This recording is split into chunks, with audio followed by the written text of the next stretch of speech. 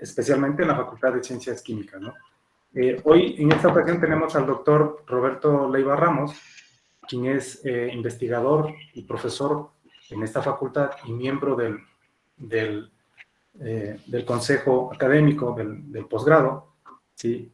Quien es uno de los investigadores más reconocidos en el país y a nivel internacional, sobre todo por su participación en muchos proyectos y en la publicación de artículos de investigación de alta relevancia. Me voy a permitir leer una breve reseña académica y científica del doctor.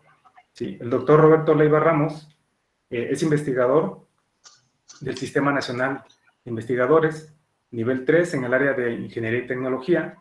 Entre los premios más importantes que ostenta el doctor Leiva Ramos, pues está la cátedra Ingeniero Agustín Vázquez Vera, que otorga el Instituto Tecnológico de Celaya. En 2017, la cátedra Neil Amundsen de la Universidad de Guadalajara, en Jalisco, 2008.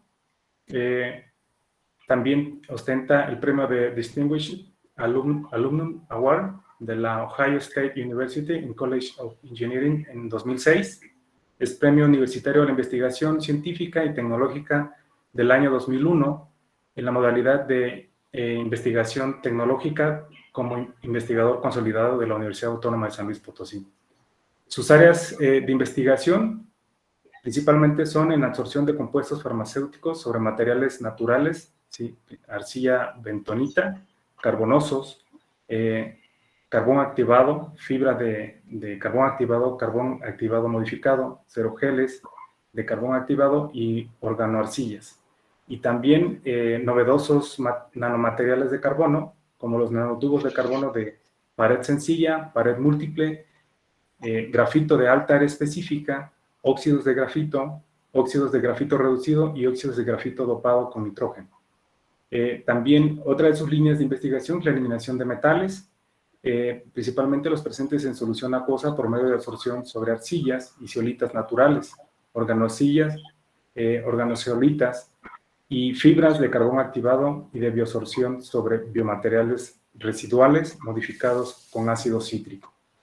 También el doctor hace absorción de arsénico, de agua de consumo humano, utilizando absorción sobre hidróxidos doble laminar, ¿sí? Carbonizado de hueso y carbonizado de hueso con nanopartículas de hierro, así como el transporte de masa intraparticular y velocidad de absorción de contaminantes orgánicos e inorgánicos sobre muy diversos materiales absorbentes.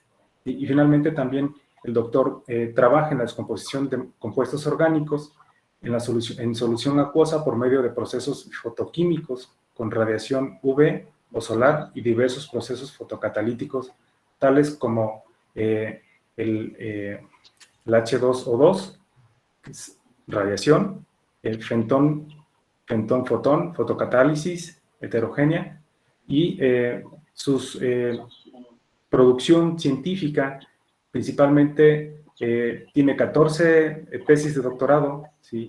Concluidas, 29, ha dirigido 14 tesis de doctorado, 29 tesis de maestría y 21 tesis de licenciatura. Tiene 9 capítulos de libro, tiene 153 trabajos publicados en revistas nacionales e internacionales con arbitraje, tiene más de 6,000 citas a sus trabajos, y tiene un factor de impacto H43, ¿sí? Con 2 trabajos con más de 300 citas y 6 trabajos con más de 300 y 200 citas, 11 trabajos entre 100 y 200 citas y 92 trabajos con más de 10 citas. Entonces, pues le damos la bienvenida al doctor Leiva Ramos y le agradecemos su participación en el seminario y le compartimos los micrófonos para que nos imparta su interesante plática, doctor. Adelante.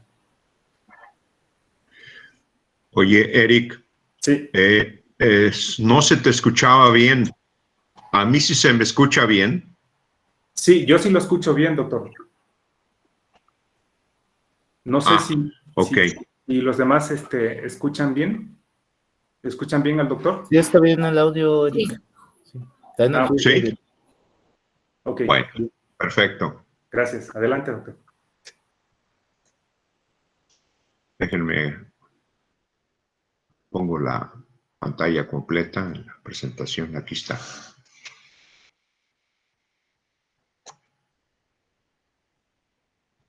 Okay. Bueno, muy buenas tardes tengan todos ustedes. Para mí es un gusto impartir este seminario como parte de la colaboración entre el Tecnológico de Celaya y la Universidad Autónoma de San Luis Potosí, desde luego en sus programas de ingeniería química. Yo les podría comentar que desde 1983 he colaborado con el Instituto Tecnológico de Celaya, ¿verdad? O sea, para mí esto pues no es nuevo, excepto que es virtual. Entonces he impartido cursos, seminarios y como lo mencionó el doctor Eric, he recibido una cátedra de parte del Tecnológico de Celaya. Entonces, el día de hoy voy a presentar este trabajo sobre la absorción, el equilibrio y la cinética de absorción de tetraciclina en solución acuosa sobre bentonita natural. Este es un nuevo tema que iniciamos. Poco se había estudiado la absorción de compuestos farmacéuticos en arcillas y voy a tratar de ilustrar por qué no se había estudiado y cómo, pues, nosotros encontramos que se podía, se puede absorber, en este caso, tetraciclina. Y ya hemos visto muchos otros más compuestos farmacéuticos que sí se absorben también en bentonita.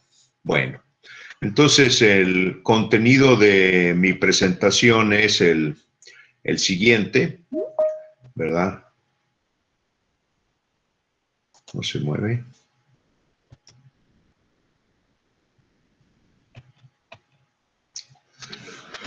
No avanza. No sé qué está pasando. Aquí está. Creo que es aplastándole aquí.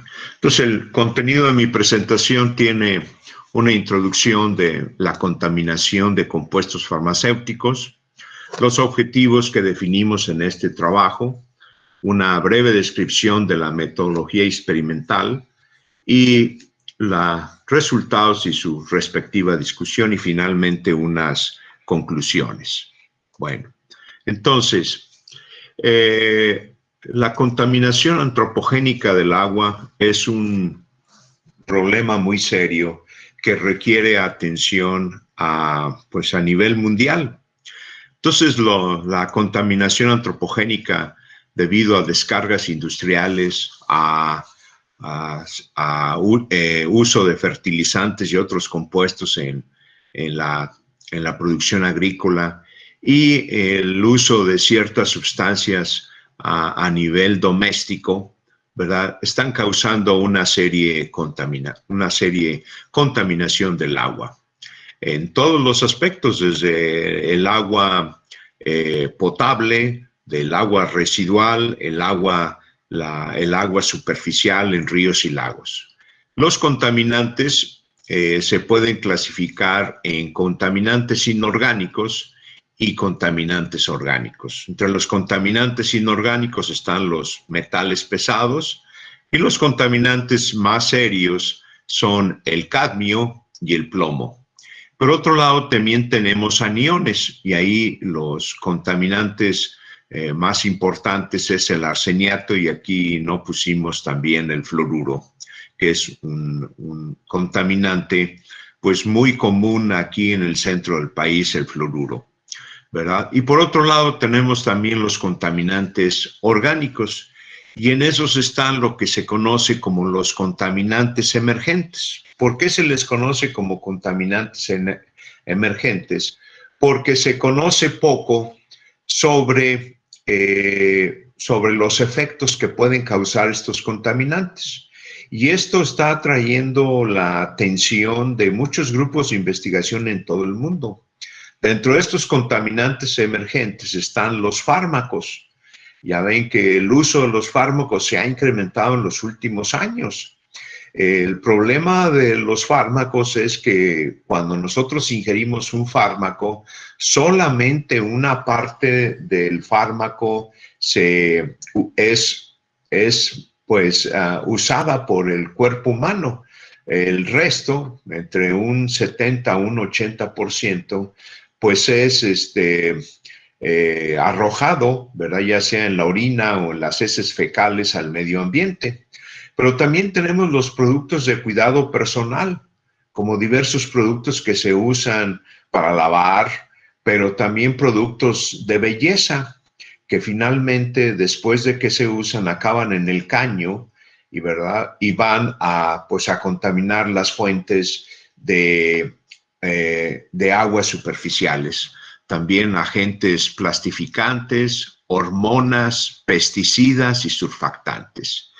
Dentro de ellos destaca la tetraciclina, ¿verdad? Aquí en algunas aguas superficiales se han detectado concentraciones hasta de 48,000 nanogramos por litro, o sea, 48 microgramos por litro, que es bastante. Pero no solamente la tetraciclina, hay toda una serie de compuestos farmacéuticos que aparecen aquí, que están contaminando el medio ambiente, el agua. Y pues todos estos compuestos farmacéuticos pues son importantes para la salud del ser humano y no podemos dejar de usarlas. Y el problema es que esos contaminantes pueden causar serios problemas, pero también hay otra cosa, como en el caso de la tetraciclina. Además de que se usa, es un antibiótico para infecciones en seres humanos y en animales, también se usa para engordar más rápidamente a los cochinitos, ¿verdad? Y también en la acuicultura y en la apicultura, ¿sí? Y entonces, pues todo esto va a tener consecuencias. Aquí les presentamos la estructura de la tetraciclina. Como ustedes ven, es una molécula bastante grande y que tiene diferentes grupos que le van a dar van a dar diferentes características cuando la tetraciclina se disuelve en el agua. Entonces, como les decía, del 70 al 90% de la tetraciclina que ingerimos para fines remediar o corregir o sanar una infección, el 70 al 90% es arrojado al medio ambiente por vía urinaria o vía fecal. Entonces, algunos de los efectos tóxicos que produce la tetraciclina, ¿verdad? Pues son muy diversos, ¿verdad? Puede causar efectos cognitivos, ¿verdad? Puede afectar la médula espinal, el sistema nervioso, puede afectar los riñones, puede ocasionar cáncer, desórdenes sexuales, etcétera, etcétera.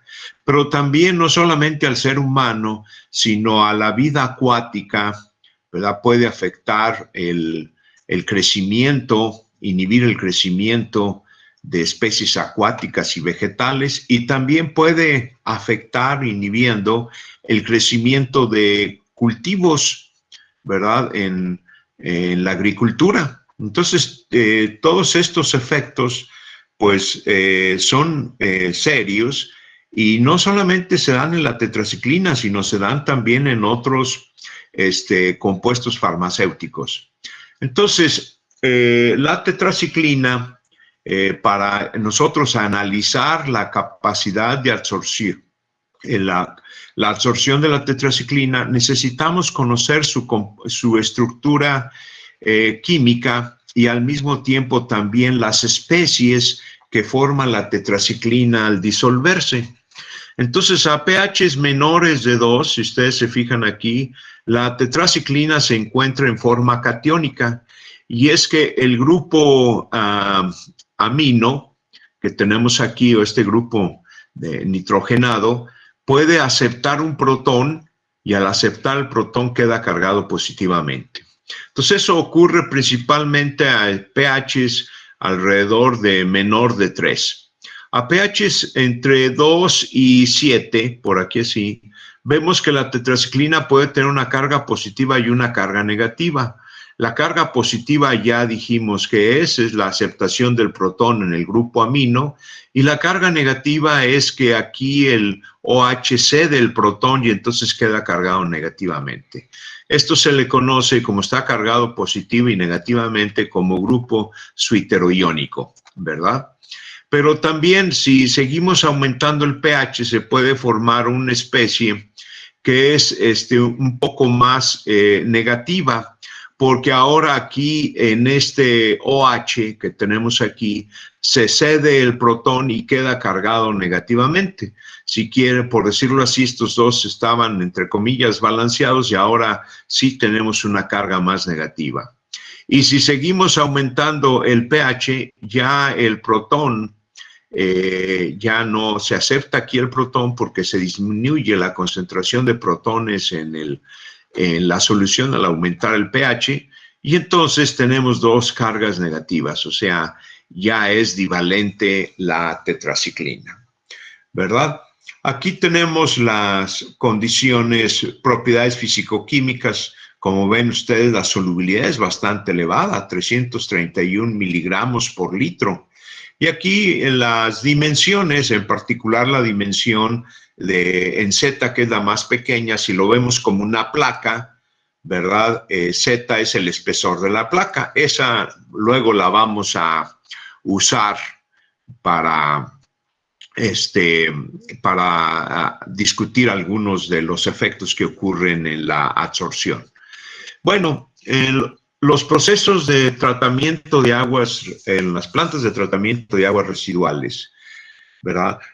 Normalmente en una etapa terciaria se pueden eliminar los compuestos farmacéuticos, porque en las plantas de tratamiento de aguas residuales comunes y corrientes solamente se elimina como entre un 5 a un 10% de los compuestos farmacéuticos presentes.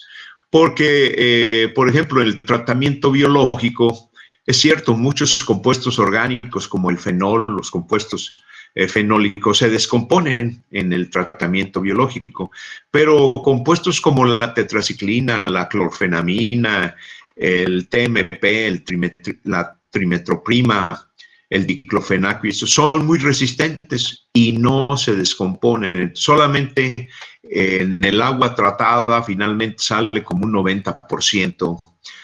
Se destruyó o se descompuso el 10% del fármaco que entró a la planta de tratamiento de agua residual. Entonces el resto, el 90% del agua sigue, el contaminante emergente sigue en el agua tratada. Y entonces tiene que tener un tratamiento terciario. Estos son varios de los tratamientos terciarios que se han usado para eliminar compuestos farmacéuticos en el agua. Y en particular, pues tenemos ahí la absorción. ¿Qué es la absorción? La absorción, como se muestra aquí, es un fenómeno donde aquí tenemos la tetraciclina, va y se deposita o se acumula en una superficie. Ya acumulado en la superficie se le llama adsorbato. En la solución se le llama soluto, y podemos tener dos tipos de absorciones: la absorción física y la absorción química, que esta en realidad depende del tipo de interacciones que hay entre la tetraciclina y el material absorbente. ¿Qué afecta también la capacidad de absorción? Bueno, las propiedades de textura, o sea, la porosidad, el diámetro del poro. Si el diámetro del poro fuera muy pequeño en un carbón activado, por ejemplo, pues la tetraciclina no podría entrar, ¿verdad? Como vimos, la tetraciclina puede tener carga negativa o carga positiva. Entonces, saber la carga que tiene la superficie del absorbente nos va a indicar si va a haber atracción o va a haber repulsión electrostática por parte del absorbente. Las características de la fase líquida, pH, del pH depende la carga de la superficie y también depende la especie química de la tetraciclina que se encuentre presente, la temperatura y la fuerza iónica. Y de luego la naturaleza del sólido también afecta su capacidad de absorción en el absorbente en particular que se esté estudiando. Se han desarrollado toda una serie de diversos materiales para remover los compuestos emergentes y dentro de ellos sobresalen los nanomateriales, ¿verdad? Muy diversos nanomateriales se han usado y principalmente para remover los compuestos emergentes, pues están los materiales basados en carbono. Desde luego que se espera que el material absorbente tenga una alta afinidad por el contaminante, ¿verdad? Una elevada capacidad y velocidad de absorción, propiedades físicas y tamaños de partícula adecuada y que se pueda regenerar. Las arcillas naturales están formadas por tetraedros, ¿verdad? Que están formados esos tetraedros por, como se ve aquí este tetraedro, en el centro podemos tener aluminio o silicio en el centro y está rodeado por oxígenos. Donde tenemos silicio, está balanceada la carga del silicio porque está rodeado por 4 átomos de oxígeno, pero donde tenemos aluminio, la carga es negativa porque hay un oxígeno de más unido al aluminio. Entonces me da una carga negativa donde tenemos el aluminio y donde tenemos el silicio no hay ningún problema. Entonces aquí si se ordenan estos 6, se pegan estos 6 tetraedros por sus vértices, aquí como se ve estos 6, ¿verdad? Se forma lo que vamos a llamar una capa tetraédrica. Pero también podemos tener capas octaédricas. En estas, si en el centro está el aluminio más 3, por su número de coordinación quedan balanceadas todas sus cargas del aluminio. Pero donde llegamos a tener magnesio, como el magnesio es más 2, la carga queda negativa. Entonces, si unimos esas dos capas, como si formáramos sándwiches, ¿verdad? Entonces, lo que tenemos es esto, la estructura laminar de la arcilla, que en este caso es una lámina tetraédrica, una lámina octaédrica y una lámina tetraédrica. Que luego estas, si lo vemos aquí en la lámina tetraédrica donde hay un aluminio hay una carga negativa y ese puede ahí estar balanceado por un sodio, puede estar balanceado 2 de estos por calcio más 2, puede haber también potasio. Ese es en la lámina tetraédrica, ¿verdad? Y en la lámina octaédrica donde hay un magnesio hay una carga negativa y ahí puede absorber un catión, sodio más, calcio más 2, magnesio más 2. Desde luego que en el calcio se requerirían 2 de estos sitios para que balancearan la carga negativa de la arcilla. Por eso es que las arcillas son excelentes materiales para absorber metales pesados. Está bien demostrado en la literatura eso. Estos son los diferentes tipos de arcilla que tenemos y muchos de los diferentes tipos de arcillas dependen de si tenemos 3 láminas como aquí, trilaminares, o sea, tetraédrica, octaédrica, tetraédrica, TOT. O si tenemos nada más 2 láminas, que puede ser TO, ¿verdad? Esa es una estructura de otra zeolita. Aquí tenemos la TO, la TOT, y podemos tener unas que son fibrosas, que son la TOTO. ¿Verdad? Entonces, de aquí nosotros en esta plática vamos a hablar de kaolinita, jaloicita, monmorillonita porque es el principal componente de la bentonita, la flogopita y la sepiolita. no vamos a hablar de moscovita y paligorskita. Está marcado en amarillo porque en amarillo he marcado todas las arcillas que he estado estudiando durante mi vida académica, ¿no? ¿Verdad? Entonces, la carga negativa de las arcillas, ¿verdad? Esa carga negativa es balanceada por cationes, perdón, calcio, sodio, magnesio y potasio principalmente. Y entonces, como esas se rodean de agua, entonces aquí estos cationes están rodeados por agua. Y entonces, si nosotros queremos que se absorba un compuesto como fenol, ¿verdad? Pues lo que va a pasar es que el fenol va a ser repelido porque entre las láminas hay una gran cantidad de agua, ¿verdad? Y entonces no se puede absorber compuestos orgánicos en arcillas.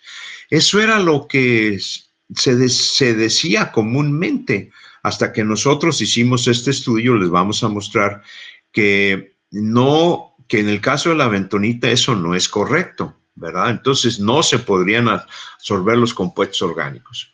Lo que se hacía para que nosotros pudiéramos absorber compuestos orgánicos en arcillas era modificar la arcilla con un surfactante. El surfactante nos podemos imaginar como una cadena, ¿verdad?, que es hidrofóbica, organofílica. Aquí es una cadena de 16 carbones, ¿verdad? Es la hexadesil. Y tiene yo le llamo cabecita de un grupo amonio, ¿verdad? Donde tenemos el amonio y está rodeado por 3 metilos, un cuarto metilo que está aquí, el que está unido a la cadena, y eso hace que tenga una carga positiva. Entonces, el surfactante, al tener una carga positiva, lo que va a hacer es que se va a ir a absorber a los sitios negativos de la arcilla. Y entonces aquí tenemos la arcilla. Cuando colocamos poca cantidad de surfactante, entonces poca cantidad de surfactante se absorbe, pero si seguimos aumentando la concentración del surfactante, cada vez se absorben más moléculas y de pronto, como el surfactante, esta parte es organofílica, entonces esta parte que, como yo les dije, le digo vulgarmente así, la colita, esta colita de este surfactante puede interactuar con otra colita del surfactante. Y entonces se puede formar esta doble capa del surfactante, ¿verdad? Sobre todo cuando se forman las micelas del surfactante. Que las micelas del surfactante se deben a que en el centro, ¿verdad? Están estas, son hidrofóbicas, entonces en el centro, al formar una micela esférica normalmente, entonces en el centro hay muy poca agua, ¿verdad? Y esta parte sí queda cargada positivamente y sí puede estar en el agua. Entonces, por eso se forma la micela en solución acuosa. Bueno, entonces, cuando nosotros absorbemos el surfactante en la arcilla y formamos la organoarcilla, que es esta, aquí están, miren, aquí está el surfactante, la colita y su cabecita. La cabecita de la primera capa está unida a los sitios aniónicos, a los sitios más bien se les dice catiónicos de la arcilla, porque están cargados negativamente para que se peguen o se absorban cationes. Entonces forma una fase orgánica y tenemos desde luego aquí la capa de la capa de la arcilla, ¿verdad? Entonces,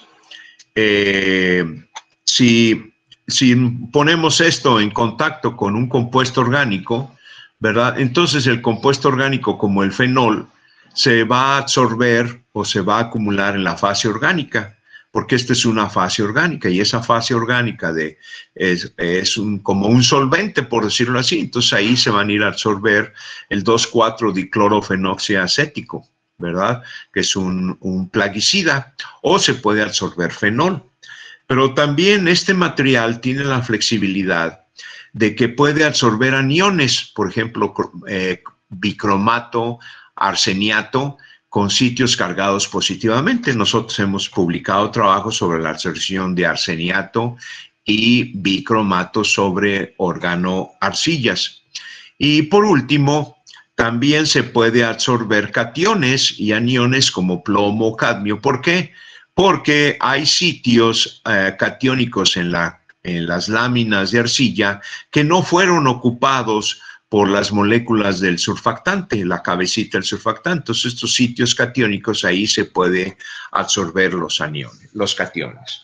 Entonces, esta es una zeolita que tiene, una arcilla que tiene una excelente capacidad, que fue necesario modificarla porque si no, de otra forma, no absorbía compuestos orgánicos. Y entonces aquí tenemos una comparación, miren, entre la capacidad de absorción de la bentonita y de la organobentonita para absorber, ¿cómo se llama? Fenol, ¿verdad? Si ustedes se fijan, por ejemplo, a esta concentración, aquí tenemos alrededor de menos de 10 y acá andamos alrededor de 100.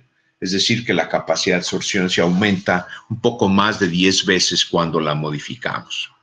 Entonces, nosotros decidimos estudiar la absorción de compuestos farmacéuticos en arcillas. Pero en realidad, como empezó el proyecto, es que probamos la absorción de tetraciclina en una organobentonita. ¿Y cuál fue nuestra sorpresa? De que se absorbió muy poco, ¿verdad? Y en cambio dijimos, bueno, pues vamos a probar la bentonita. Y al momento que pusimos la bentonita a absorber tetraciclina, nos quedamos impresionados de la capacidad de absorción que mostró la arcilla, ¿verdad? La bentonita.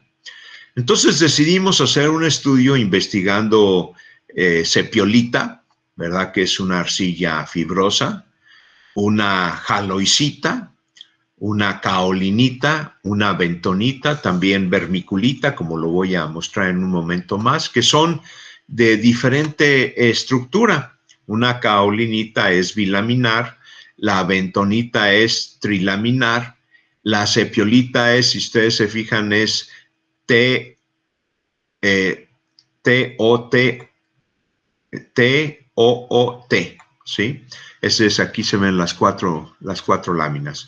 Y la jaloicita, que es también forma nanotubos, pero son láminas enredadas formando los nanotubos, ¿verdad? Los tubos, si ustedes quieren, aunque son nanotubos de la arcilla, la jaloicita.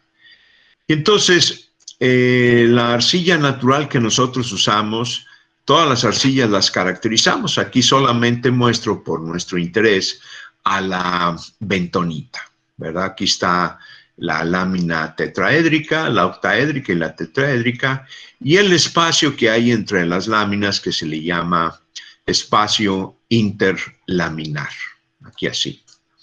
Y por otro lado, la arcilla que nosotros, la bentonita que nosotros usamos, la conseguimos de un yacimiento aquí en San Luis Potosí, y su fase principal es la monmorillonita, el componente principal. Y aquí está la composición de la bentonita. Tiene desde luego principalmente silicio, aluminio, y luego tiene fierro, potasio, calcio, magnesio y sodio. Y del potasio, calcio, magnesio, de estas como tiene una mayor cantidad de calcio, que es el calcio, el magnesio y el sodio son los que van interlaminares. El magnesio puede ir como parte de la estructura. Entonces, sí puede ir también interlaminar, ¿verdad? Pero en este caso los principales interlaminares son el potasio, el calcio y el sodio. Entonces, esta le vamos a considerar como una bentonita cálcica.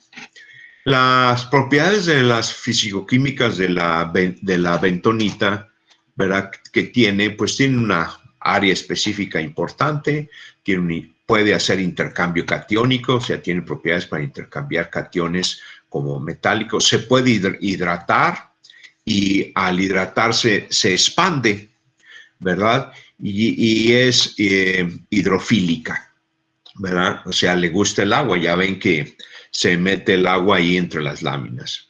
Entonces, también nosotros decidimos estudiar la cinética de absorción o la velocidad de absorción.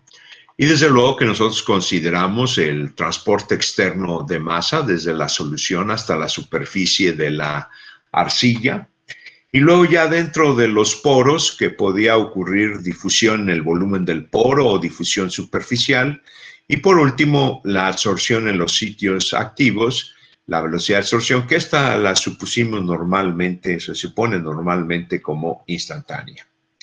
Entonces, ¿cuál fue el propósito de este estudio? Pues modelar el equilibrio y la velocidad de absorción de tetraciclina sobre una bentonita natural. Y en todo esto, pues definimos varios objetivos específicos, ¿verdad? Que aquí los tenemos. En realidad lo que hicimos fue estudiar, encontrar cómo es el mecanismo de absorción de la tetraciclina y, por otro lado, determinar el efecto de las variables de operación en la capacidad de absorción de la arcilla, de la bentonita. Y por último, estudiar la velocidad de absorción de la tetraciclina en la bentonita. Para la determinación de la obtención de los datos de equilibrio de absorción usamos este sistema, donde lo que se tiene que hacer es agregar una cierta cantidad de la bentonita y una solución de tetraciclina de una cierta concentración. Es muy importante que aquí se mantenga la temperatura. Normalmente mucha gente así lo estudia, mantiene nada más la temperatura porque se llama isoterma, ¿verdad? Pero hoy por hoy se sabe que el pH afecta seriamente. Aquí en la tetraciclina no tanto, pero en otros sistemas sí. Y entonces no solamente es necesario mantener la temperatura, sino también mantener el pH, estarlo ajustando continuamente.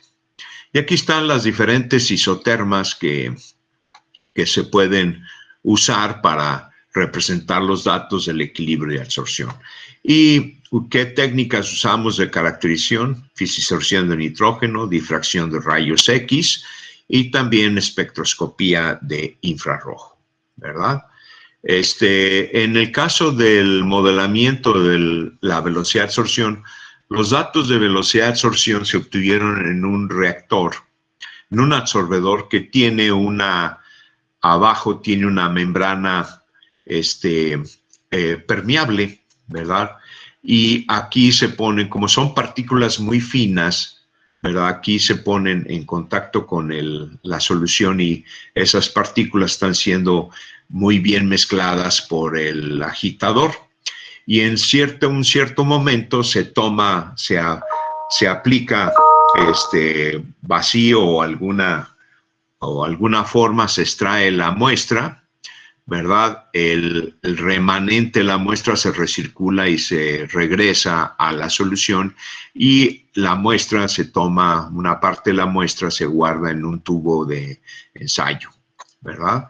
De esa manera no es necesario tomar la muestra de aquí y luego ya que la tomé irla a filtrar y a la hora que tomo la muestra me llevo partículas suspendidas del material. O sea, de esta manera en la membrana que está aquí abajo podemos separar muy bien las partículas finas de la arcilla, ¿verdad?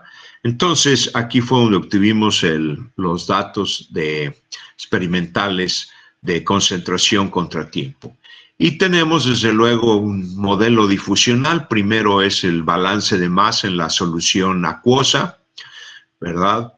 Que es el modelo del transporte externo de masa, ¿verdad? Aquí es lo que se está, aquí nos faltó el balance de masa en la fase líquida. Este es el modelo para el transporte externo de masa y este es la difusión intraparticular. Aquí, discúlpenme, no me di cuenta, pero nos falta la ecuación del balance de masa. O sea, aquí esta parte que está siendo transportada desde la solución hasta la superficie. Esto es cuando el transporte externo de masa es cuando dentro de la partícula no hay gradientes de concentración, ¿verdad? Entonces es el transporte externo de masa. Se supone que la concentración en toda la partícula es la misma y lo mismo la Q. En el caso de la difusión intraparticular se supone que la concentración va variando de un punto a otro, ¿verdad? Y entonces tenemos que puede haber transporte en el volumen del poro y transporte por difusión superficial. Si aquí falta una ecuación que es el balance de masa en la solución acuosa, todo esto son balances de masa dentro de la partícula. El balance de masa sería el volumen por la variación de la concentración de A en la solución, que sería CA, con respecto del tiempo, es igual a este término que está aquí, ese término que está ahí, porque ese es el término de transporte externo de masa. Bueno, ok, entonces usamos estos dos modelos para interpretar los datos. Yo en un principio pensé que como eran las moléculas de la tetraciclina son grandes, que no iba a haber transporte intraparticular, y esa fue también para mí otra sorpresa. Entonces aquí les muestro lo que nos causó una gran sorpresa, ¿no?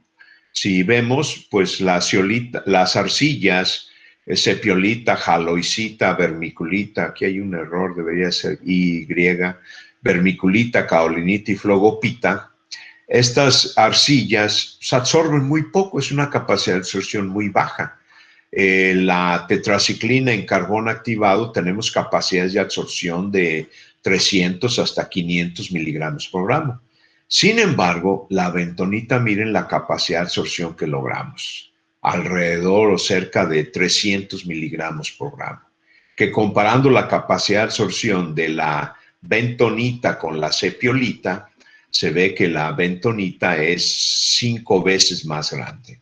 Si ampliamos esta zona, toda esta zona de aquí, para que se vean mejor las isotermas de las arcillas, de las otras arcillas, miren, pues acá queda la de la bentonita muy por encima, que comparada con la de la flogopita, que es la que menos absorbe, sería como 23 veces más grande la capacidad de absorción de la bentonita.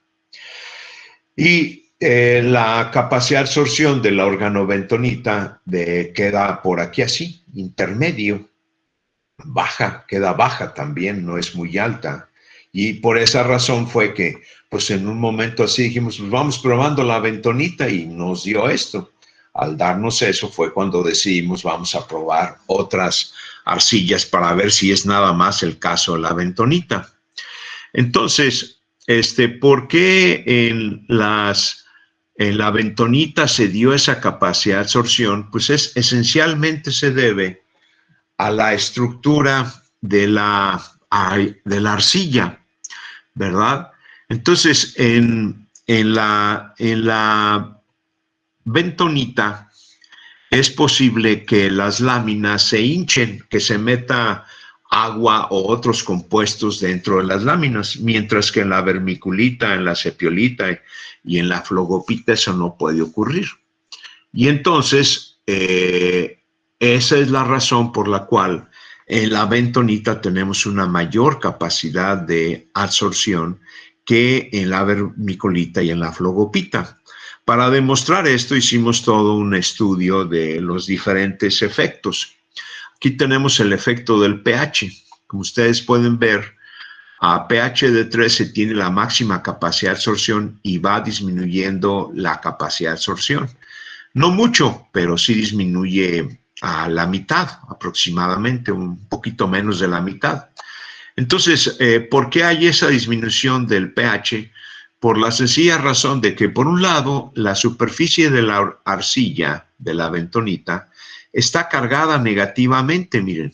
Esta es es el potencial Z, entonces está cargada negativamente. Y la arcilla, a pH de 3, predomina la especie catiónica. Entonces va a haber atracciones electrostáticas entre la superficie cargada negativamente y el catión de la tetraciclina. Pero a pH de 7, como tenemos aquí así, ¿verdad? Ya tenemos parte de, allá hay parte de la especie, la tetraciclina cargada negativamente, y aquí tenemos una parte está cargada negativamente y otra está cargada positivamente. Entonces, donde está cargado negativamente es repelido por la superficie de la tetraciclina, ¿verdad? Porque por la superficie de la bentonita, porque la bentonita está cargada negativamente. No vimos e hicimos estudios a pHs mayores porque empezamos a tener problemas de la solubilidad de la tetraciclina a pHs mayores de 7.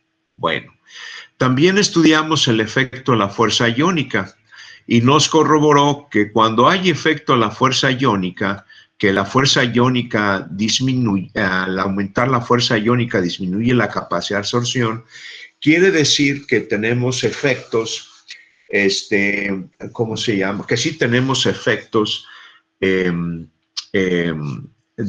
atracción electrostática. Miren, eso es a pH 7 y acá a pH 3, perdón, hay efectos, si lo afecta, y acá casi no lo afecta. Entonces aquí las interacciones electrostáticas no son importantes. Y la razón por la que tenemos aquí un efecto es que, miren, al ir aumentando aquí la concentración, la fuerza iónica, para tener esta fuerza iónica se usan iones sodio y una solución de iones de cloruro de sodio, ¿verdad? Entonces, al ir aumentando la fuerza iónica, lo que estamos haciendo es aumentando la concentración de cationes. Y al aumentar la concentración de los cationes, lo que va a hacer es que los cationes, sodio, van a absorberse en la superficie y van a balancear los sitios aniónicos, o sea, van a disminuir la carga de la arcilla. O sea, si aquí tenemos más iones sodio, ¿qué es lo que va a pasar? Esos iones sodio van a ser atraídos a la superficie de la arcilla y entonces la arcilla va a tener menos carga y entonces va a traer menos cantidad de tetraciclina cargada positivamente. Bueno, entonces esa es la explicación de por qué a pH 3 sí tenemos efectos de fuerza iónica y a pH 7 no tenemos efectos de fuerza iónica, ¿verdad? Porque lo que se está absorbiendo es, las principales especies están cargadas negativamente de la tetraciclina. Bueno, medimos el efecto de la temperatura y como se ve aquí, al aumentar la temperatura disminuye la capacidad de absorción. Para esta cantidad de Q se puede usar la ecuación para calcular el calor isostérico de absorción y que nos da alrededor de 40.3, que si es ligeramente, es mayor de 40 kilojoules por mol, se trata de absorción química, y si es menor de 40, se trata de kilojoules por mol, se trata de absorción física. Aquí estamos justamente ahí en el punto intermedio, entonces debe de haber interacciones físicas y químicas de los dos. También medimos el efecto, la desorción.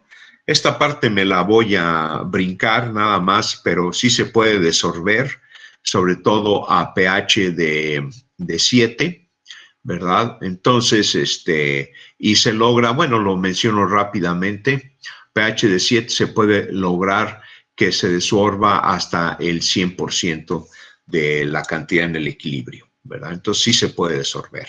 Pero bueno, lo dejo ahí un momento.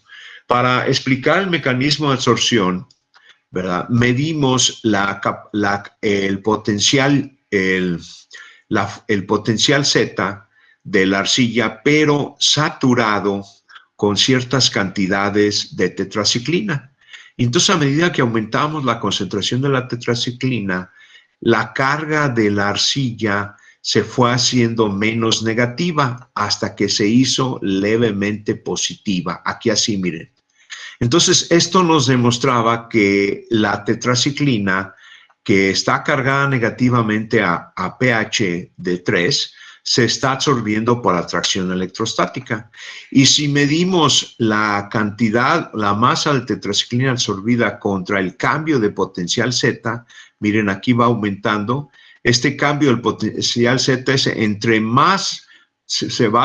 mayor sea la cantidad de tetraciclina absorbida, el cambio del potencial Z es mayor, es decir, que se absorbe más tetraciclina y por lo tanto el potencial Z se hace cada vez más y más pequeño, ¿verdad? Y no ocurre lo mismo en el caso del pH 3, sí se ve, aquí está, pH 7, perdón, sí se ve algún efecto, pero no como se ve acá, lo mismo graficado aquí de esta manera. Entonces las interacciones, queda demostrado que las interacciones electrostáticas son muy importantes. Por otro lado, determinamos las propiedades de textura de la bentonita y una bentonita saturada con tetraciclina. Esta es la bentonita sin tetraciclina, ¿verdad? Aquí está el ciclo de histéresis, es la isotermas del tipo 2B y el ciclo de histéresis el H3, ¿verdad? Entonces, esto tiene que ver con los mesoporos que tiene la bentonita y esos mesoporos se deben a que las láminas de la tetraciclina, como se ve aquí en esta imagen de microscopio electrónico de barrido, aquí se ven las láminas y están desordenadas, ¿verdad? No están bien ordenadas, sino desordenadas. Y entonces, entre las láminas hay estos espacios que son propiamente mesoporos. En cuanto la tetraciclina se absorbe, como se puede ver, aquí una parte se absorbió en la superficie de las láminas. Miren, está como cubierta. Ahora las láminas se ven cubiertas, pero también se disminuye, aquí se puede ver, se disminuye la cantidad de mesoporos que tenía el material. Y esto esencialmente se debe a que están siendo ocupados por la tetraciclina. Entonces, el área BET de la bentonita es de 44.5 y ya de la bentonita absorbida disminuyó alrededor de 4 veces. Lo mismo, el volumen de los poros fue menor, ¿verdad? Y el volumen de los mesoporos también disminuyó. Y el área de los mesoporos también disminuyó significativamente, ¿verdad? Entonces, también hicimos, ¿cómo se llama? Difracción de rayos X, primero de la bentonita, y aquí se ven las principales especies cristalinas, que se ve claramente la montmorillonita, que es la principal especie de la arcilla, y otras especies que se encuentran ahí. Y hay una especie ahí que es la tetraciclina, que esa se ve en el caso de la bentonita que fue saturada con tetraciclina a pH 3. Recuerden que a pH 3 se absorbe mucho.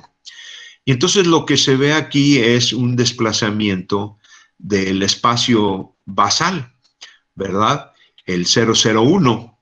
Y entonces ese desplazamiento del espacio basal nos dice que el espacio interlaminar de la bentonita está siendo aumentado, ¿verdad? Y midiendo ese espacio, ese ángulo y con la ley de Bragg, se puede calcular el espacio interlaminar. Entonces, lo que vemos aquí, aquí es la arcilla sin la tetraciclina, y cuando se absorbe la tetraciclina se acomoda de una manera, por decirlo así, plana, y nos da un espacio interlaminar de 1.89. Que no es exactamente la dimensión que yo les había dicho de Z, pero se ha demostrado que no tiene que ser exactamente mayor que la dimensión, porque sí las láminas pueden un poco por decirlo algo, comprimir la estructura de la, o puede estar la estructura comprimiendo las láminas de las láminas de bentonita pueden estar comprimiendo las moléculas de la tetraciclina. Pero entonces la tetraciclina se está absorbiendo ahí. Aquí vemos el infrarrojo, me lo voy a brincar, no es muy importante. Aquí está, bueno, están todos los, bueno, sí es importante, bueno, que no es importante, ¿no? Bueno, entonces aquí vemos en el caso de la bentonita, los grupos de agua, este es el agua, ¿verdad? Que tenemos ahí en la bentonita. El grupo amino que se ve a 1322 de la tetraciclina, ¿verdad? Y el grupo amina, que se ve a 1393 y 1322 son estos dos, que sí se ven también en la bentonita absorbida con tetraciclina absorbida. Lo mismo los otros grupos que tenemos ahí presentes, ¿verdad? La interacción del grupo dimetilamino, que es en la 1322, con la superficie de la tetraciclina, y el grupo cetona, ¿verdad? Que está interactuando, que se ve ahí a 1576, aquí así. Y aquí están los tipos de interacciones, se me olvidó mencionarlo en el otro, ¿verdad? Es la quimisorción, eso es lo que tiene que ver ahí con la quimisorción, de que este sitio está cargado positivamente y este está cargado negativamente. Hay una atracción electrostática que resulta en una quimisorción. Luego tenemos atracciones electrostáticas débiles. Aquí está este mismo grupo con él. Pueden ser atracciones electrostáticas débiles. O podemos tener la formación de compuestos de coordinación con el calcio. El calcio se ha demostrado que puede formar complejos de coordinación con la tetraciclina. Y aquí están todos los mecanismos de absorción. Esta es la absorción que se ve principalmente en fuera de las láminas, en la absorción superficial acá en las láminas hacia afuera.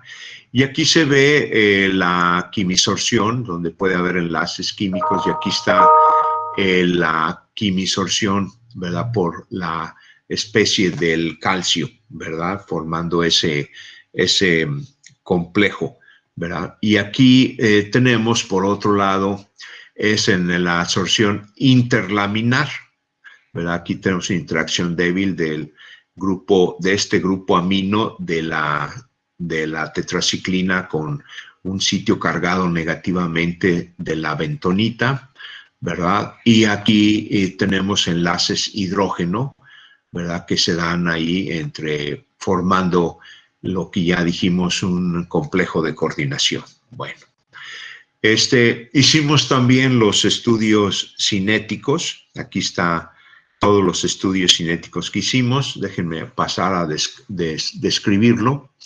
Bueno, entonces en el transporte, primero aquí está la caída de concentración con respecto al tiempo. En 250 minutos alcanzó el equilibrio y lo interpretamos por el modelo del transporte externo de masa. Miren, aquí sí está todo el modelo completo. Aquí si lo pusimos, era lo que les decía que me faltaba en la otra ecuación. A lo mejor se dejó para que aquí se viera ya de manera completa, ¿no? Y aquí el único parámetro que tenemos que varía es el coeficiente de transporte de masa. Coeficiente de transporte de masa se puede estimar por el método recomendado por Furusawa y Smith, que es en esta ecuación tomando la derivada cuando el tiempo, haciendo que esta ecuación en el tiempo igual a 0, entonces esta ecuación queda como la derivada, aquí así, esta es la derivada en tiempo igual a 0, y nos queda esta ecuación. Entonces nosotros lo medimos para 40 segundos, 20 segundos y 40 segundos, que son estos tres primeros datos. Y sacamos el coeficiente de transferencia de masa. Interpretamos con coeficiente de transferencia de masa y miren, alcanza el equilibrio en 10 minutos, mientras que acá el equilibrio pues se viene alcanzando como en 180 a 240 minutos. Entonces no es transporte externo, lo que está, sí hay transporte externo, pero no es importante, eso es lo que quiere decir esto. Entonces lo que hicimos luego fue interpretar esto por transporte intraparticular, considerando nada más que hay difusión en el volumen del poro, ¿verdad? Aquí se ve que hay, aquí está incluido el modelo completo que es difusión superficial. Entonces aquí lo único que habría que hacer es cancelar la difusión superficial y aquí también, y ajustar los datos para obtener la difusividad efectiva. La difusividad efectiva se puede calcular por si se conoce la fracción hueca, la difusividad, que en este caso es la difusividad de la tetraciclina, que se puede calcular, ¿verdad? Y por otro lado, la tortuosidad. La tortuosidad de arcilla, se han reportado varias ecuaciones, pero ninguna se ha medido la tortuosidad de manera experimental. Entonces, para medir la capacidad de la tortuosidad de la arcilla, hicimos la isoterma de absorción del potasio sobre la arcilla. Aquí está la isoterma. Y luego obtuvimos sus datos cinéticos, concentración contra tiempo, para diferentes masas, diferentes concentraciones iniciales. Y entonces aquí está la caída de concentración y la interpretamos con el modelo de difusividad en el volumen del poro. Y al obtener la difusividad en el volumen del poro, aquí se ve que la difusividad en el volumen el modelo de difusividad en el volumen del poro es la línea continua, representa bastante bien los datos experimentales, que es lo que está aquí. Tenemos porcentajes de desviación menores del 2%. Conociendo la difusividad efectiva que ajusta a estos datos, que aquí están, eso usando la ecuación como conocemos la fracción hueca y conocemos la difusividad molecular, entonces calculamos el valor de la tortuosidad. Y entonces el valor de la tortuosidad que nos dio, nos dio un valor de tortuosidad, digamos, de 4 a 5, ¿verdad? Que sacando el promedio es alrededor de 4,57. En la literatura hay varios valores empíricos del factor de tortuosidad calculados por diferentes formas, y estos son los valores que reportan, ¿verdad? Claro que la tortuosidad varía, depende del tipo de arcilla, ¿no? Entonces, con este valor de tortuosidad de 4,57, volvimos a ajustar todos los datos experimentales con la tortuosidad promedio y miren qué bien da. Entonces, usamos ese valor de la tortuosidad promedio. Bueno, luego ya nos pasamos a ver la difusión de la tetraciclina y primero usamos el modelo de difusión en el volumen del poro. Entonces, si usamos el modelo de difusión en el volumen del poro y calculamos la difusividad con la tortuosidad que encontramos, miren cómo nos da el modelo.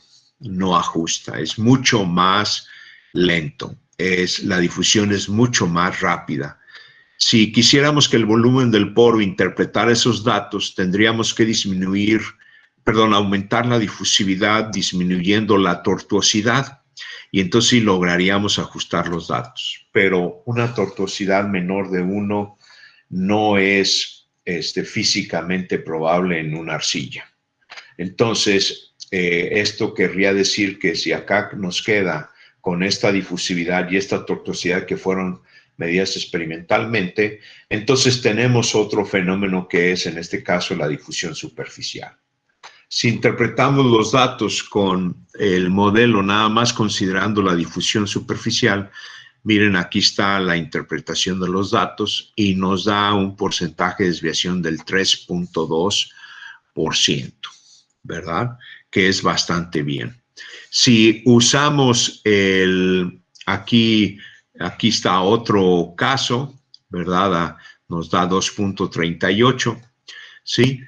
También podemos usar usar un modelo general que tenga la difusión, el volumen del poro calculada con esta difusividad de 457, o sea, es esta, y encontrar un valor de difusividad superficial, ¿verdad?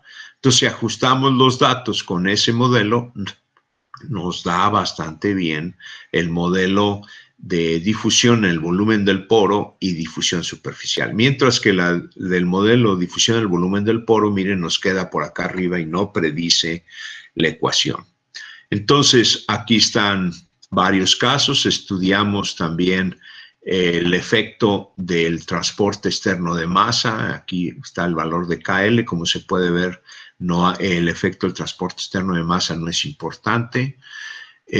Aquí también se puede ver variando el coeficiente de transferencia de masa, no afecta al modelo de difusión superficial. Entonces, el transporte externo no es importante, ¿sí? Aquí tenemos el modelado de la difusión superficial para diferentes concentraciones iniciales y diferentes masas de la bentonita.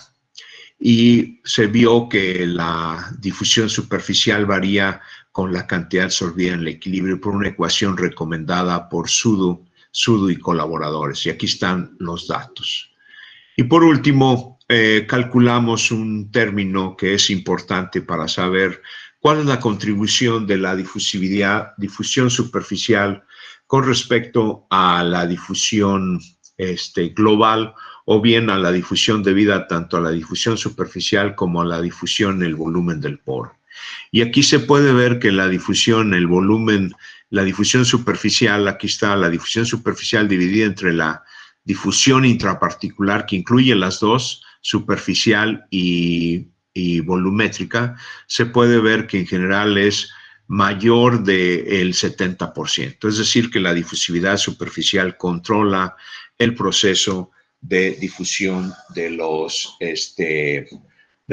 compuestos farmacéuticos en la arcilla. Estas son las conclusiones. En obvio del tiempo, lo voy a dejar ahí por si ustedes quieren leerlas, pero si no, pues les agradezco mucho porque sí ya me extendí un poquito más de lo esperado, ¿verdad? Entonces, ya esto sería todo. Les agradezco mucho la atención a su presentación. Le mando, como siempre, un afectuoso saludo, ¿verdad? A uno de mis grandes amigos y que hemos vivido tantas batallas juntos. Creo que todos ustedes saben quién es, ¿verdad? Sí, entonces un afectuoso saludo a mi gran amigo. Bueno, entonces, no sé, bueno, por si no lo saben, Arturo Jiménez, no hay otro. Sí, bueno, entonces, no sé si tengan alguna pregunta, alguna duda, si no se me han dormido, ¿verdad? Espero que no se hayan dormido y que les haya agradado la plática. Y pues muchas gracias por su atención. Pasaríamos, si quieren, a una sesión de preguntas, si hay tiempo.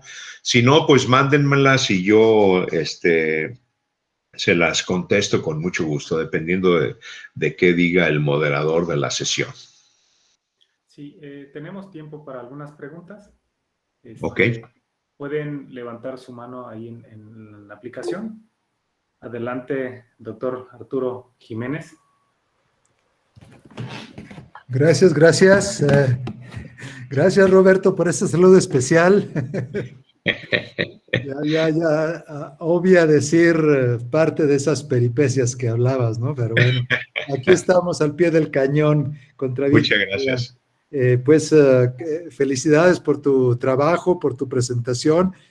Como te comenté, tuve clase, pero saliendo de clase, luego me conecté.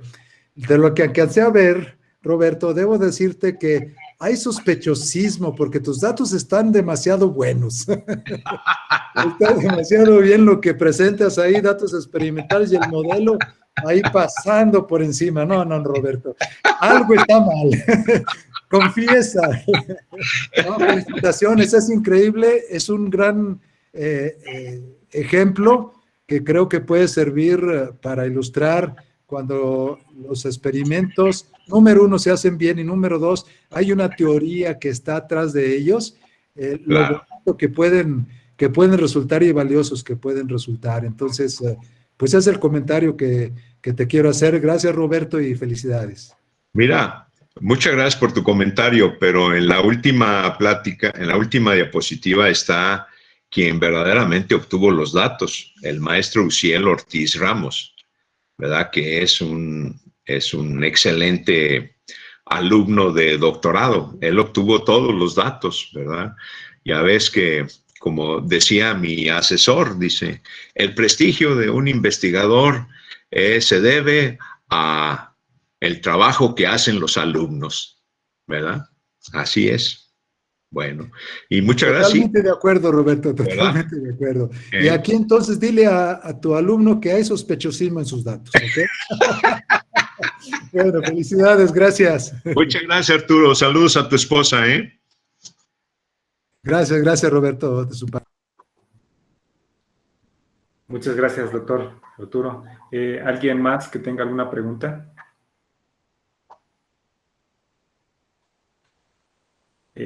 Doctor, en lo que alguien se anima, ok. Aquí Cecilia Flores plantea la siguiente pregunta. ¿Cuándo se deben utilizar los modelos cinéticos y cuándo utilizar los modelos difusionales? Bueno, yo no recomiendo el uso de los modelos cinéticos, pero son los más usados en la literatura. Y la razón es que los modelos cinéticos se usan más porque son los más fáciles de usar. No tienes que recurrir al console, ¿verdad? Ahí con un programa que te resuelva ecuaciones diferenciales ordinarias, ¿verdad? No necesita resolver las ecuaciones, no, es más bien un ajuste de datos, porque los modelos cinéticos no vienen en forma diferencial, la gran mayoría de ellos. Pero los modelos cinéticos, el problema que tienen es que no consideran la estructura porosa del material, ¿verdad? Porque suponen que, por ejemplo, si es un material como carbón activado, que todo es una cinética de absorción, no tienen difusión en el volumen del poro, para nada, ni transporte externo de masa, aunque algún modelo de transporte externo de masa se puede hacer parecer a un modelo cinético. Por eso yo no recomiendo el uso de los modelos cinéticos, a menos de que sea para darnos una idea, pero debo de reconocer que son los más usados y los más publicados en la literatura, ¿verdad? O sea, también eso es importante mencionarlo. Bueno, gracias por la pregunta. Sí, ¿alguien más que tenga alguna pregunta o comentario respecto a la plática del doctor? Bien, por aquí tenemos a Héctor Salas y Karina Esmeralda Mota. Adelante, por favor, Héctor. Hola, doctor. Buenas tardes. Muchas gracias por su presentación. Estuvo muy interesante. A mí me surgieron dos preguntas. Bueno, cuando comentó sobre las modificaciones con surfactantes, ¿esta modificación podría afectar la velocidad de absorción? Y la segunda sería, ¿por qué se utilizó cloruro de potasio en los experimentos para obtener el valor de la tortuosidad?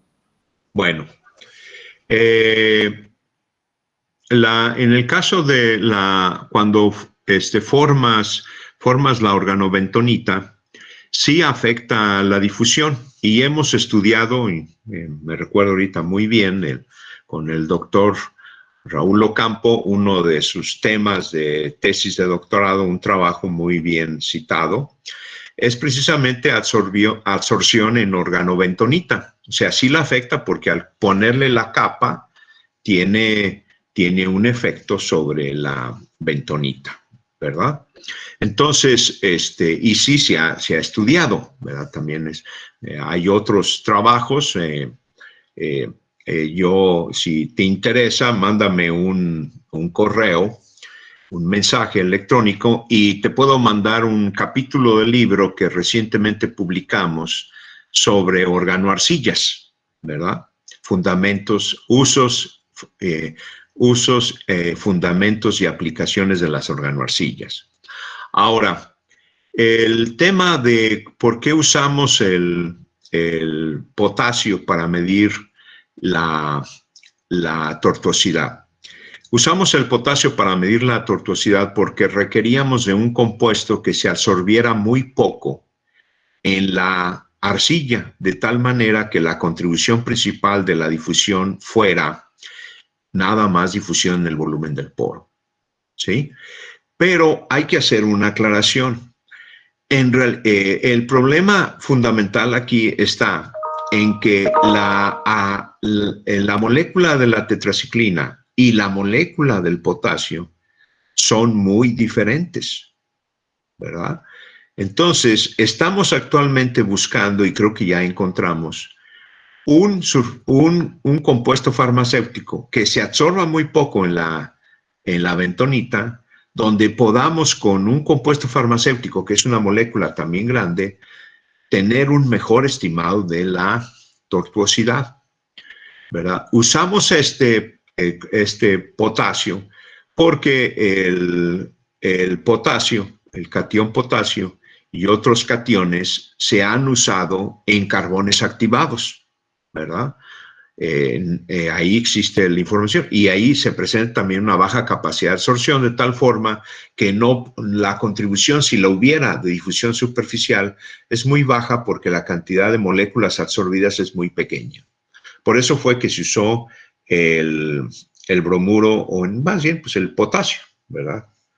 Esa es la razón. Ok, muchas gracias. Ándale. Adelante, Karina, por favor. Hola, doctor. Buenas tardes. Muchas Buenas gracias tardes. por su presentación. Tengo una Gracias, duda Jorge. sobre el área del poro. En cuestiones, si el área del poro de la arcilla hubiera sido menor y no pudiera absorberse el fármaco, ¿qué alternativas podrían usarse para poder aumentar el diámetro o el tamaño? Bueno, hay una alternativa que es pilarear la arcilla, ¿verdad? Porque el pilareamiento de la arcilla lo que hace es, y por eso se llaman pilares, es como meter pilares entre las láminas y de esa manera los separas. Nosotros lo hicimos, nada más que no nos funcionó muy bien. O sea, sí probamos eso, sí presentó mejor capacidad de absorción que la organoarcilla, pero no tan buena capacidad de absorción como la arcilla sin pilarear. Yo esperaba que pilareando la arcilla, la capacidad de absorción se fuera todavía más grande, pero no pasó. No sabemos si hicimos bien el pilareado o si hubo algunos otros factores que no controlamos bien, pero eso es lo que se puede hacer si es que no entrara entre las láminas o en los poros, ¿sí? Muchas gracias. Gracias a ti. Y también tenemos por aquí a Eric Oyarbide. Adelante, por favor. Hola, doctor. Buenas tardes. Buenas tardes. Me surgieron dos dudas. La primera es, en comparación, por ejemplo, con el carbón activado, ¿existen estudios o algún valor de referencia en comparación con la capacidad de absorción sobre la bentonita natural? Sí. Y la segunda pregunta, bueno, esa primero. Te respondo esta. Sí existen. Y la capacidad de absorción del carbón activado varía entre 100, 150 hasta 500 miligramos por gramo. Que sí hay carbones activados que tienen mayor capacidad que la bentonita, ¿verdad? Sí. Por eso es que ahora estamos haciendo la absorción de otros compuestos farmacéuticos en bentonita, ¿verdad? Y estamos obteniendo en algunos casos los mismos resultados. Y ya encontramos cuál es la clave de por qué la tetraciclina y otros compuestos sí se absorben bien en la bentonita y por qué otros compuestos farmacéuticos no se absorben bien en la bentonita, pero sí en la organobentonita. Hemos ido más allá, la verdad, y es muy interesante. Sí. Ok, y por ejemplo, como es el caso de los surfactantes, ¿existe la posibilidad de que la tetraciclina se absorba así como en bicapas o así como así como por su parte no polar, como en el caso de los surfactantes? La tetraciclina se absorbe poco en las organoarcillas, pero ahí más bien es como un efecto de distribución entre la fase acuosa y la fase orgánica de la organobentonita. ¿Sí? O sea, la tetraciclina le va a gustar la fase orgánica, entonces se va a ir a la fase orgánica de la organobentonita, que es el surfactante. ¿Sí?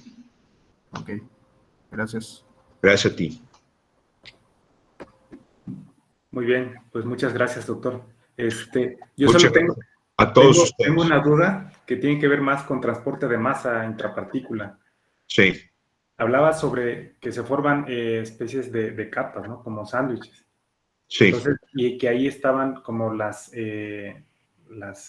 micelas, ¿sí? De lo que absorbía del surfactante. sí. Ese proceso de crear la micela entre las partículas no crea un efecto de resistencia a que pues sí, el soluto llegue a la parte donde quiere absorberse o donde se debe de absorber. No, porque sí, se forman dos tipos de micelas. Unas micelas que son en la superficie externa de la arcilla y otras micelas que se forman en el espacio interlaminar, ¿verdad? Y no se ha visto que eso tenga efecto, ¿verdad? Porque, pues dependiendo de lo que estés absorbiendo, si estás absorbiendo, ¿cómo se llama? Aniones, como arseniato o como cromato, ¿verdad? Pues están los sitios de los surfactantes cargados positivamente. Los que sí es más lento el proceso de absorción es de los cationes, porque los cationes, el catión tiene que irse a encontrar los sitios catiónicos, o sea, los sitios cargados negativamente en las láminas de la bentonita que no están ocupadas por el surfactante. Solo los espacios libres, ¿no? Así es, así es. Entonces eso sí hace el proceso ahí lento.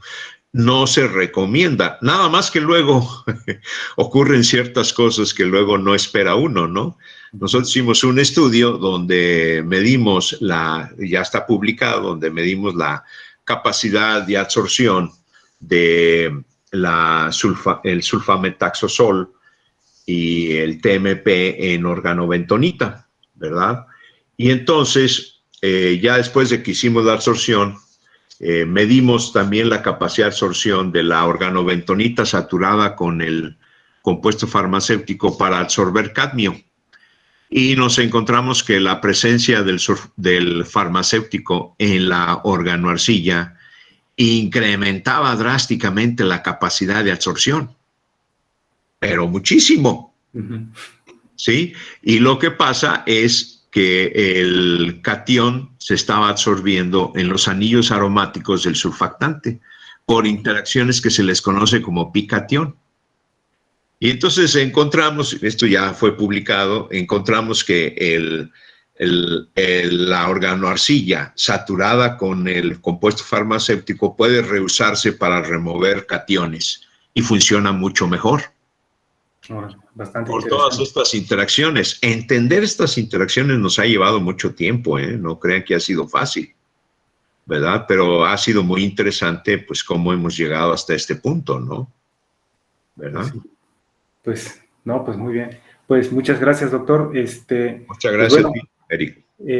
Vamos a cerrar la sesión, pero antes vamos a leerle su reconocimiento al doctor. Sí. A ver, déjeme nada más cambio la presentación. Sí.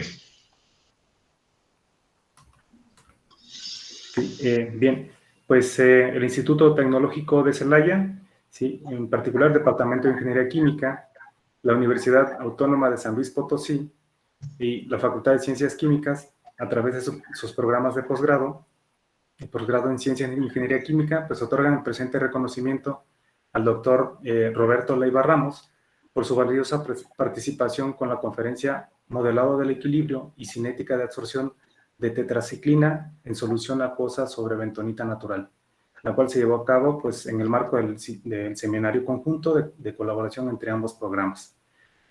San Luis Potosí, el 26 de noviembre de 2021, firman las autoridades del Instituto Tecnológico de Celaya, del posgrado, el doctor Luis Fabián Fuentes Cortés, la doctora Sofía Magdalena Vega Díaz, y de parte de la Universidad Autónoma de San Luis, del posgrado en Ciencias e Ingeniería Química, el doctor Raúl Ocampo Pérez. Pues le agradecemos mucho, doctor, su interesante plática y pues estaremos aquí pues, viendo temas comunes más adelante. Bien, yo creo Muchas que gracias. Esto, sí, gracias, doctor. Con Muchas esto gracias. cerramos la serie de seminarios conjuntos este semestre y yo creo que pues ya sería hasta el siguiente semestre que estaríamos reiniciando los seminarios de colaboración en el mismo esquema que se están llevando a cabo ahorita, ¿no? Muy bien. No sé si hay algo más que comentar, Fabián. Sí, pues darle las gracias al doctor Roberto Leiva por su presentación. Muchas gracias por compartir con nosotros su trabajo, un excelente trabajo a la altura del seminario. Y bueno, pues agradecerle a los estudiantes y a todos los conferencistas que participaron con nosotros este semestre para llevar a cabo el seminario. Y bueno, pues el próximo semestre continuamos y como dice Eric, pues seguiremos con la misma dinámica cada fin de mes. Yo creo que a partir del mes de febrero estaremos trabajando en eso. Y bueno, agradecerles a todos y felices vacaciones de antemano. Igualmente. Pues muchas gracias a todos ustedes. Muchas gracias. Nos estamos viendo. Hasta luego.